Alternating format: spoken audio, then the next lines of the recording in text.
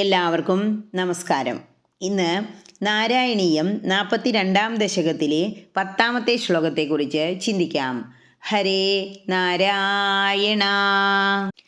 അനോനിലേന കില ഹന്തുമാഗത സുരാരിരേവം ഭവതാ വിഹിംസിത രജോപി നോദൃഷ്ടമമുഷ്യ തത്കഥം സശുദ്ധസത്വേ ത്വയി ലീനവാൻ ധ്രുവം. ഇനി ഈ ശ്ലോകത്തിലെ ഓരോ വാക്കുകളുടെയും അർത്ഥത്തെക്കുറിച്ച് ചിന്തിക്കാം.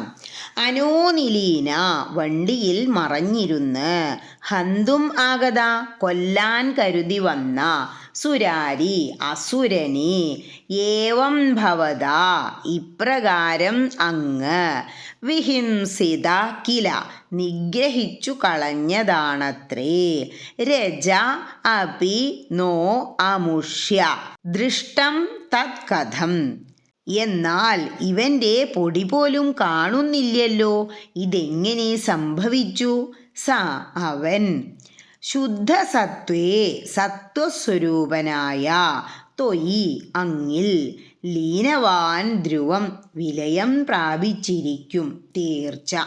ഇനി ഈ അർത്ഥങ്ങളെല്ലാം മനസ്സിൽ വച്ചുകൊണ്ട് ആ ശ്ലോകം ഒന്നുകൂടി ചൊല്ലി നോക്കണം. എന്താ പറയണേ?